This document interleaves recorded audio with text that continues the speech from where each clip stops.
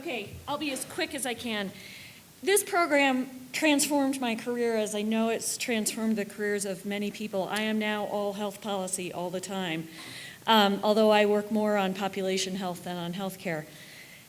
But I want to talk about some of the demonstration effects that this program had for me that are kind of unrelated to health policy. People here, people on the NAC and the NPO, faculty at the sites, showed me first that it was possible to be a respected and successful political scientist who works on policy. They showed me how to be a mentor. They showed me how to be a woman with a voice in academia. And they showed me, perhaps most importantly of all, how to talk with economists. The program as a whole shaped my view of what an academic community should look like. It should be engaged with society's toughest problems. It should be pluralistic in method and approach, and it should be diverse. And I want to pause just to say a few more words about diversity. When I came into this program, I had almost literally never seen an African American political scientist before. This program showed me that there were people of color in political science. And it's amazing to think that, as an undergrad at Harvard, as a PhD student at Berkeley, I didn't know that, right? They just were not there. This program taught me to demand that my department and my university prioritize diversity, not only because I found this diverse community so personally enriching, but because this program provided a set of best practices and evidence that it could be done. And so the one thing I want to leave you with is a request that you actually write up what happened behind the curtain. How is it that the NAC was able to so consistently create a body of scholars who were diverse on so many different dimensions? Because I think, political science for sure, and probably some of the other disciplines as well, really needs to know how that was done.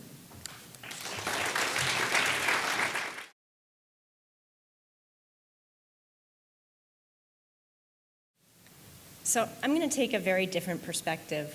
For the last 2.5 years at RAND, I've been working with the Research, Evaluation, and Learning team at the Foundation to help them develop that beautiful framework that Lori showed us yesterday surrounding culture of health. And this has given me a really unusual insight into our program and the future of our amazing group.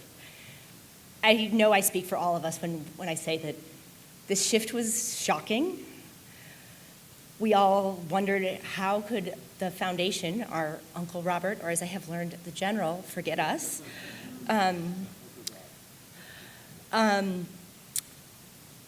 But I think it's important to think about what our past experiences mean in this new world.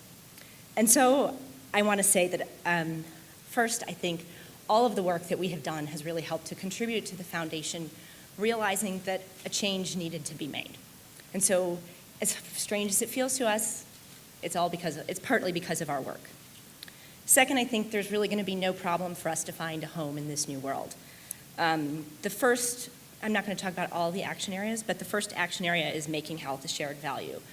And Julie, who was my confidant in our program at Harvard, I could not imagine a person who fits better into that than Julie. In fact, her research from our time at the program directly played an influence in the measures that I helped to develop for the new culture of health measures. Second, I think that access and quality of care issues and insurance issues that many of us have thought about play a really important role in strengthening the integration of health and health services, which is the fourth action area. Around all of this is this circle of equity, and the interests of minorities and other vulnerable populations is going to continue to be a central interest of the Foundation. And the policies for action opportunity for funding, I can't possibly think of anything that is closer. In fact, one of my closest friends in the program is the chair of the National Advisory Committee for that, Diane Schanzenbach. And finally, I think that this is an opportunity. It's an opportunity for us to take a broader view of what we can do to improve health and well-being for everyone. So I think I want to end by just saying thank you to all of you. I am extraordinarily proud to be a member of this amazing group of people.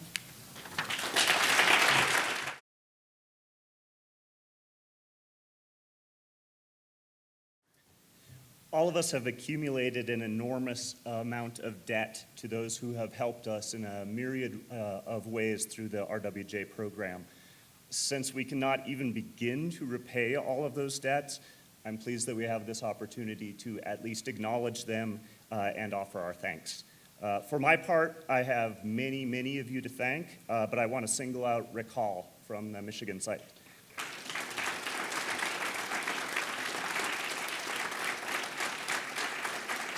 Rick encouraged me to apply to the program. He helped resurrect my application at the interview stage, and he's been a steadfast supporter ever since.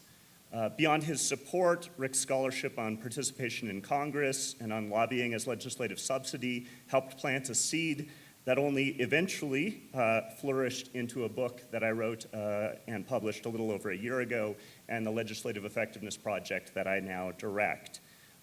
Mine is but one story of the many ways where site faculty have positively influenced the lives of all of us scholars, and so please join me in thanking Rick and similarly influential faculty across the sites.